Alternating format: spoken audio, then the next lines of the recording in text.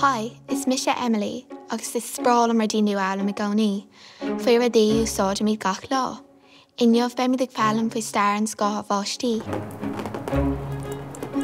An seo an éireann bíonn sé ag báisteach minic, agus mar sin caithmid Scáth báistí úsáid.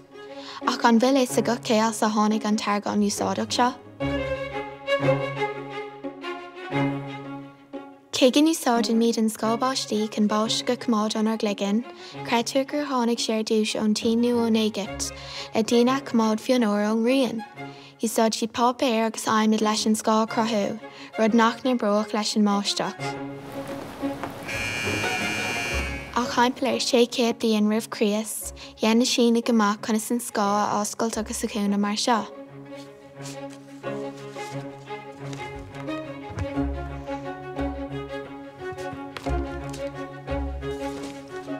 Agus leis sin, dhéann siad amach chunas na Scáth na dhéanamh an is go méirí siisce dhéanach.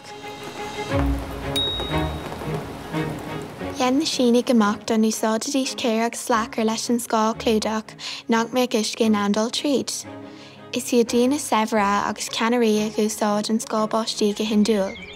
Bheadh searbhantí a cáil brethir an Scáth agus iad taobh amach. An san, nuair a tháinig an Scáth báistí chuna thorapá, úsáid siad crackan an bhatha, siada agus alla chun is Scáth na dhéanamh. Is hasna bíad me nád an cuid ba bhú a chúsáid na Scáth na báistí, ach sa deir a bhí gachtain an úsáid. Is dúcha go raibh sé rólacht na fur leis. An is seo is a gcuid gach ní faoin tóirge speisialt go tíonta seo. Ach, na hoscail tuimhiste é nó beag mí áirt. Go dtí an céad uair eile, san go fóil!